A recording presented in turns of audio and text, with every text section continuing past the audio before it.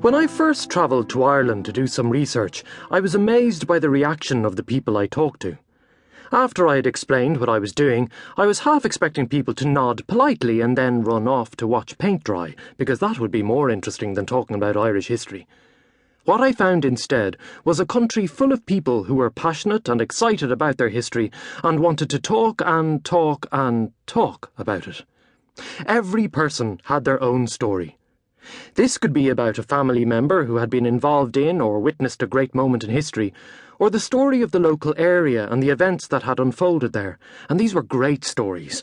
They weren't boring facts recited without any humour or excitement, but tales that brought the events of the past to life. I quickly realised that in Ireland, unlike any other country I had ever visited, history was alive and well, and everyone seemed to own it and have their version of it. True, it wasn't always accurate, and if the stories I heard are to be believed, then the General Post Office in Easter 1916 was the busiest place in the world, as everyone's grandfather, uncle, aunt and cousin seems to have been there. In a way, the accuracy of these tales doesn't really matter. They show that everyone wants to be involved in the story of their country. Not everyone can be centre stage, but we can twist the past a little bit to make sure that our relatives had at least a walk-on role. History in Ireland is everywhere. It's in people's heads, it's in the architecture and the landscape, it's on television, and it's always causing rows and bars across the land. In some parts of Ireland, history has been made into tourist attractions.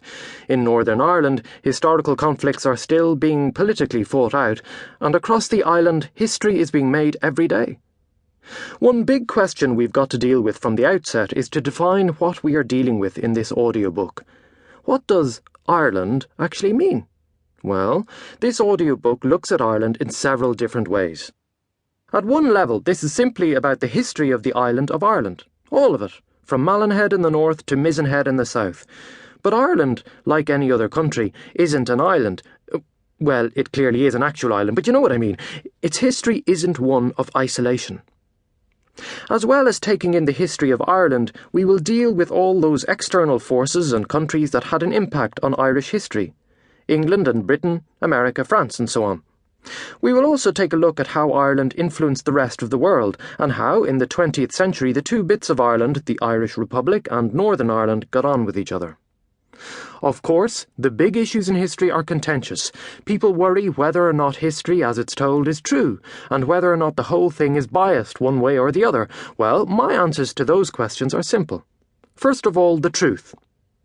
What I've tried to do here is to tell the story as it happened and without bias. Remember, Irish history is very contentious, and both the nationalist and unionist communities have their own version of the past. However, there are lots of interesting things in history that weren't strictly true and have become part of the whole folklore and mystery of Irish history. We can't simply ignore these tales, so they are included here, but with an explanation. As to the whole question of bias, this is a tough one. We all have our opinions, and I'm sure you'll have yours. Make up your own mind as you go along, and if you don't agree, that's great. History is made up of rows and fights, so our disagreements just fit into a long and noble tradition.